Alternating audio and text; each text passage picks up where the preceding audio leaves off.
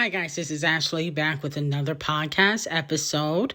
We got a lot to discuss. So the first thing I want to talk about is Karisha being a fake friend and how JT needs to cut ties with Karisha. Okay? Now, Karisha first showed me her fakeness last year when Cardi B was calling JT a flop and how she doesn't have any hits and she's a lapdog, and Karisha was very mute. Same thing with Mr. Brown. And I feel like, and this is just how I roll, if you my friend and you knew me before you knew Cardi B, you should be taking my side. Point blank period. I mean, even though Cardi B helped the City Girls and Carisha when JT was in jail, still you have a closer relationship with JT than you ever will with Cardi B. And she called you a flop to your face. Okay, she said it on Twitter that they were flops. They haven't had a hit in years. Okay, and she exposed that, they have writers. She did all of that. So my whole thing is, how can you even be cool or neutral with a person like that? So to me, Carisha is being fake. Okay? And I think that she's still holding out for that Cardi B interview. That's why she not gonna shade Cardi B, is because she still want to interview Cardi B on Carisha Please. And the only time she does Carisha Please is when she's sucking on Diddy's toes. Let's be very clear. Because when they're not on good terms, she don't do no interviews. They only do interviews when she's smashing Diddy. Okay? And because he was booed up with somebody else a few days ago, and she was with her baby daddy, she not doing no interviews. But when she gets back to sucking on Diddy's toes and making sure his bussy is nice and clean, that's when she'll get to do interviews. Okay? She don't even own Carisha Please. So I don't know why she's so gun-ho about that show that she don't even own. Diddy owns it. So with that being said, I believe JT should cut ties now, okay? And the reason why I believe that she should cut ties now is because Carisha is basically showing that she is disloyal and she only cares about herself. Same thing with Mr. Brown. Mr. Brown didn't even promote no bars. He just posted a little quote on Twitter, but he was on TikTok listening to Put It in the Trash by Scratch Off, and also the remix featuring Criminal B. He was quick to promote that. How comes he didn't promote no bars? Because he don't really mess with JT. That's why she needs to weed out the snakes, get the snakes out of the camp before you start your solo career. Okay? I think that, they should just break up now. The City Girls need to break up. It's basically over. They're flopping as a group. Let's just keep it a buck. Cardi B was right about that. They are flopping as a group. They put out a recent single, Act Bad, with Diddy and Fabulous. That flopped. And they put out some Spanish song. That flopped. So they might as well just cut ties, okay? Their last album sold 20K. And I think JT would thrive so much more if she just weed out the snakes. Cut ties with Young Miami. She's not really your friend. I can only imagine what she does behind JT's back. I feel like if she won't even say nothing to Cardi, like, listen, you went too far with JT, especially calling her a lapdog, and then you try to get your puppet, Ken Barbie, to come after her. I feel like if she's not really, there sticking up for you, you might as well cut her out. She's not helping you with the group. She's the least talented member. Okay, she ain't no Beyonce. So you might as well just weed her out, okay, and start your solo career. Now, if, JT and Cardi B did not get into it, I can see why Carisha and JT would both remain neutral between Nicki and Cardi B. But that didn't happen. She disrespected you multiple times, and then she has gotten her puppets, Ken Barbie and her minions, to come after JT to distract from the fact that her music is flopping. Okay? That was all a distraction, which I talked about in my other video I posted yesterday, that, the reason why she had Ken Barbie come after JT is because her music ain't doing so well. She needs distractions. And all these remixes are flopping on the charts, and people have been comparing her to, Camel Face and Champagne Thickums. And clearly she ain't no Camel Face or Champagne Thickums, because they had constantly put out hits for over 10 years. See, Cardi B hasn't put out a hit on her own since 2021, and she only got one album. Camel Face and Champagne Thickums, they got like 10 albums, so you can't really compare it. But she don't want people to look at that, so that's why she has sent the distraction. Now moving on to Sweetie, Tyga, and YG. So it has been announced that they are going on tour. Now, why the hell is Sweetie going on tour? No shade, but girl, you don't even have a debut album. All you got is EPs. What you gonna perform? I don't really understand. Your last EP did 2K first week. You don't have a lot of classics. I don't get that. That's very weird. I understand you smashing YG, but I don't think it makes sense for you to go on tour. And then Tyga, you haven't had a hit since Dip. Since Nicki Minaj Hop on Dip. What you gonna perform? That don't make no sense how with 3 flops going on tour.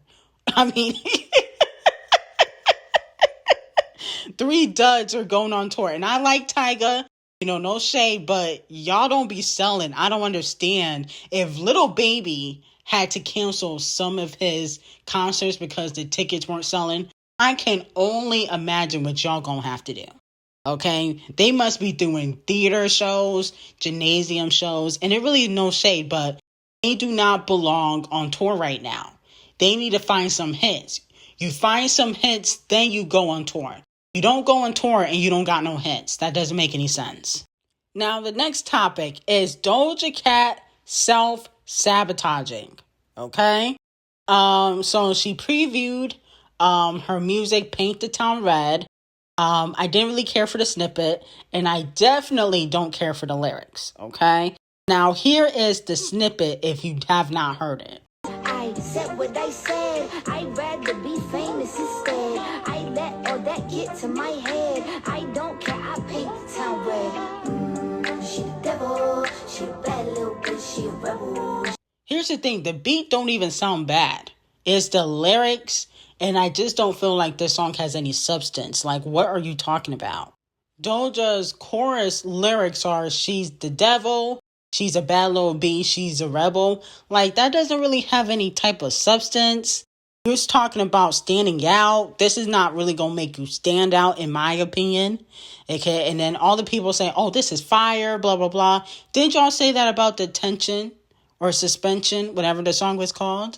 Y'all said that about Detention, and it was flopping on the charts, okay? This is not what people want to hear from Doja Cat, but I think that this is all part of Doja Cat's plan to get out of her deal. She is self-sabotaging, and she wants out of the music industry, and this is clearly her plan to get out. She is hoping that she gets dropped by RCA the Colorist if this album flops and does really bad. That's what I think she's doing. I think she's purposely putting out trash music to get out of her contract. The same thing Megan Thee Stallion tried to do, and it didn't work. Remember when Megan was putting out something for the thotties, and it was like kind of trash, and she was putting all this trash music out, and it was intentional so that way she can just get out of her contract, and it still didn't work. But my whole thing is, wouldn't you want to end on a high note? Like, my whole thing is, why wouldn't you just continue to do what sells? And, get out of your contract that way. And then go independent and put out the music that you want to put out and get no radio play and have that flop on the charts. I don't understand what's the point of putting out a flop album on, a big record label like RCA the Colorist, because when them sales come in, you're going to get dragged. Okay? So I hope Doja Cat knows that. Like, you're not going to get a slap on the wrist.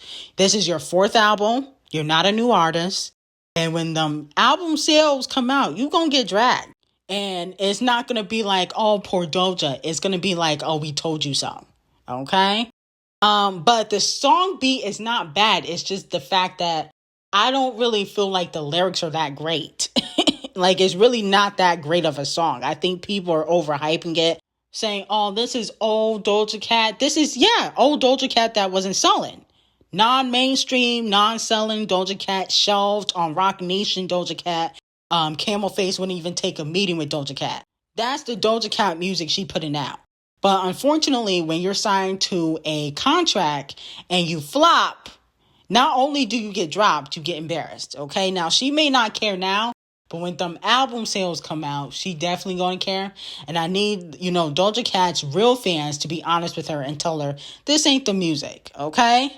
I don't feel like this is spectacular. This is not her best work. Don't say, oh, it's her best work. I love this Doja Cat. Well, if you loved it so much, how comes that was the era when she was flopping? Okay? It would have been the era where she was selling the most if everybody loved it. Okay? So it's really no shade to Doja Cat, but I would be very careful about, trying to finesse the system. So the next topic is a lot of fans want Meg and Nicki to be back cool. Okay? Because a lot of people are confused as to what happened behind the scenes with Nicki and Megan Thee Stallion. Now, I've already talked about what happened behind the scenes between them several times. The link to that video will be in the description. But I feel like a lot of fans, and it's not just the Barbs, they try to force allies on Nicki Minaj. Like, why does Nicki need to be cool with Megan Thee Stallion? What's a Megan? No shade. Megan has no power, no pull. She just got Rock Nation backing her. Why does Nicki need to be cool with Megan Thee Stallion? That doesn't even make any sense. And then on top of that, I would not want to be friends with Megan Thee Stallion. I actually would be scared to have Megan as my friend because I think Megan is very fake and she moves like a snake, in my opinion. I mean, we've seen it. I mean, who messes with their friend's guy? Megan has done that several times to Kelsey. Let's be very clear. Who talks shit about somebody and then does a collaboration with them? Megan does. Who gets mad at another male artist like D Baby for collaborating with Tory Lanez, right? But then says to Nicki and the fans that, oh, it's just business when she collaborates with Cardi B. Okay? It just doesn't make any sense. Now, of course, Tory Lanez committed a crime against her, but Cardi B ran up on Nicki Minaj. Now, did she go to jail for it? No. Did Nicki get hurt? No. But she still ran up on Nicki Minaj over a fake tweet. Let's be very clear. So I just don't feel like Megan is friendship worthy. I don't understand why people be trying to make fetch happen. Oh, Nicki needs to be cool with Megan Thee Stallion. For what? Megan is a kind of a snake. I would be scared to be friends with Megan because I don't feel like you can trust her. But I actually hear that a lot of Aquarius women are actually like that. That's the word on the street. They say Aquarius women are very all about themselves and they don't really care about other people's feelings. That's what people be saying. Okay, so I hear that Aquarius women are like that because I do know a few Aquarius and they do got similar personalities. So with that being said, it might just be, the Aquarius thing, but I also feel like Megan plays the victim too much to be such a snake. Like, I like when a person is a snake and they just own it. They play the bad guy role and they don't pretend. Now, the industry would want Nicki to make amends with Cardi B and Megan Thee Stallion because, that would make them money. It would make Nicki kind of look good to, make amends with Megan Thee Stallion. It also would kind of help, Nicki become a gatekeeper in the industry. But I feel like Megan can't really be trusted as a person. Like, you kind of got to keep Megan at a distance because you never know what she might do to you. She might stab you in the back, okay? And smile in your face the next day. So that's the thing about Megan Thee Stallion is that, to me, she's not trustworthy enough for Nicki to make amends with. It would only benefit Megan Thee Stallion and help increase her sales. No shade. Now, Ebro, Academics, and I believe Elliott Wilson call out Champagne Thickums because they feel like he never speaks out in regards to Black issues. Okay? So they're calling him out basically saying that, he benefits from the culture, but he don't really care about the culture. Okay? Let me know how you guys feel about that. Now, in my opinion, I do feel like Champagne Thickums never speaks out in regards to black issues, whether it's, Black Lives Matter, discrimination, George Floyd, he didn't really talk about that. And he don't have to. But he does benefit from the culture. Okay, and y'all was calling out Justin Timberlake. Oh, he benefits from the culture, but he never speaks on black issues. Neither does a lot of your fave. Chris Breezy, the colorist, same thing for him too. But I think Champagne Thickums, the reason why he don't speak out in regards to black issues is because very early on in his rap career, before his liposurgery and his fake beard, and the big mansion and the cars, like right after Degrassi, a lot of people in hip hop used to clown Champagne Thickums. Like Charlamagne the God and Ebro, they would call him soft, saying that, basically he's a girl. And I think that Champagne Thickums kind of resents hip hop culture because there was a time in the very beginning of his career that a lot of these DJs and execs used to clown him for singing and rapping and saying he wasn't as lyrical as Kendrick Lamar. Charlamagne the God has been saying that for years. And so I think that's one of the reasons why he doesn't really speak out in regards to black issues, because he resents a lot of black people. I think Champagne Thickums, when he was younger, he was probably bullied. And so I feel like that's one of the reasons why he doesn't speak out, because he feel like black culture doesn't really respect him as an artist. Okay?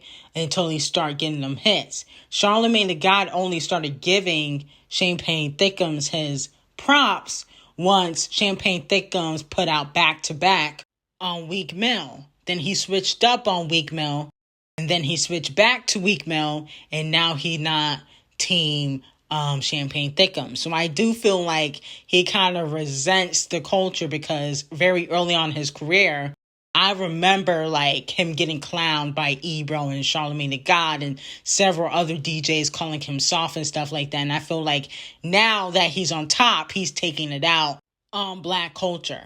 He's like, oh, since I'm so soft, I'm weak, I'm a girl, I'm this and that. Why are you calling me to speak on black issues? I think he resents, a lot of black people, especially a lot of black men in the industry, about how they treated him.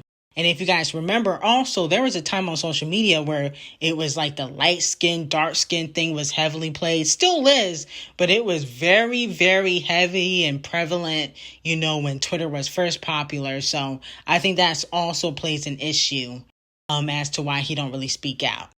And then the next topic I kind of want to discuss is Lil Baby was gonna ghostwriting for Lil Baby, because I'm starting to notice that Lil Baby's music recently has been kind of trash. Okay? And Gunna's still putting out them hits. I told y'all I like that song F You Mean. So I'm starting to think that Lil Baby might have had a ghostwriter, because at the end of the day, I'm noticing since Gunna hasn't been by your side, you kind of have been flopping. Okay? Since Gunna hasn't been by your side. And it's kind of Lil Baby's fault, because he dissed Gunna, especially since Gunna snitched on Young Thug. But if that's your ghostwriter, you might want to go get him back. Because I feel like Lil Baby kind of falling off. The arena tour is flopping.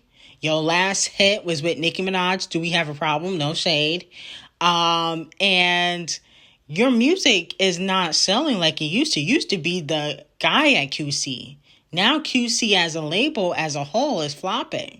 And so I'm starting to think that a lot of these male rappers be having ghostwriters, and when they fall out with them, then their careers are in the toilet. Okay? See, not everybody was able to get a new ghostwriter like Champagne Thickums. See, when Champagne Thickums got rid of Quentin Miller, he was able to get a new ghostwriter, and y'all never even found out about that. Okay?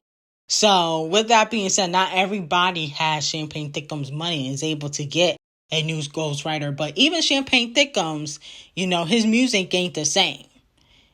Since Scorpion, I feel like Champagne Thickums musically has fallen off since Scorpion. Okay. Certified, F-Boy wasn't that great of an album. Honestly Trash was honestly garbage. And then It Was All a Blur, trash too. I didn't really care for that album either. So he's been putting out back-to-back trash ever since Scorpion, in my opinion. So let me know how you guys feel about it. And do you feel like Lil Baby had gunner writing for him? I'm starting to believe that he had a ghostwriter. Okay. But anyway, I'm going to end it here. Thank you guys for all the support. I will see you guys in the next podcast episode, and have an amazing day.